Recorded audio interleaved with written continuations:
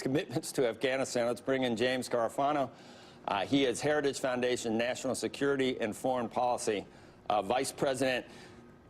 I guess my first question would be, generals know probably better than anyone else what the strategy should be in an area like Afghanistan. But don't generals maybe by definition take a more aggressive stance? Does it mean it's if the people that are there as generals say this, does it mean it's the right thing, James, or is it possible that it's not the right thing and you just need to, just try to extricate yourself from the whole sitch?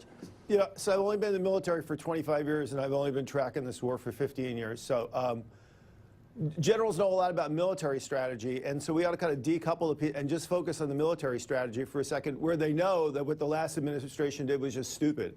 So first, Obama wanted to walk away, and then he said, oh, I can't do that because I did that in Iraq, and it just was horrible. So the idea is, well, we'll build up the Afghan army, and we'll let them fight, and then we'll just gradually walk away. Well, the problem with how we did that was we built up this Afghan army, over 300,000 people. We sent them off into the field.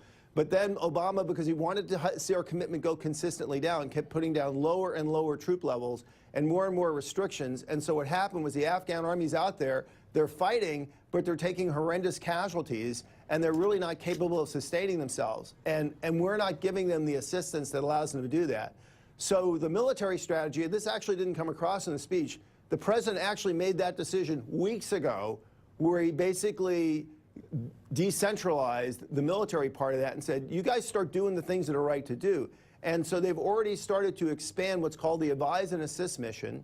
And while that's important, it's not the number of troops, but it's what they're doing. Where they're helping the Afghans is in fire support that limits their casualties in conflict, logistical support, and in medical support and evacuation. And what that allows the Afghans to do then is they're the ones who are really fighting this war, but they'll be able to better hold terrain away from the Taliban, and we can do that in a sustained way over time without just burning through the Afghan military. That's a huge change. It's a big change, but that's just the military piece of it.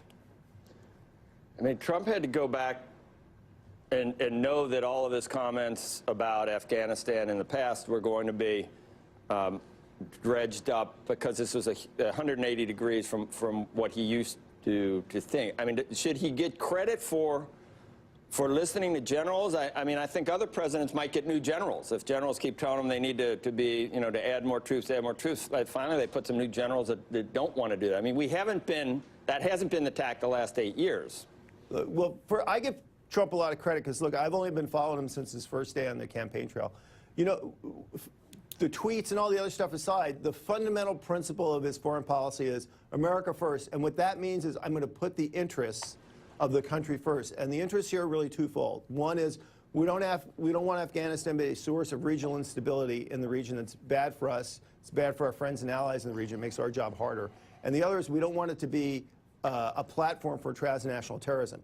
So the question is there a strategy that will do that? And this administration, to their credit, looked at everything. They looked at everything from let's just pull the plug and walk away to doing this. And then the president said, okay, what's in the best interest of American people? The politics aside and everything else aside. And then he picked that course. That's exactly what presidents are supposed to do.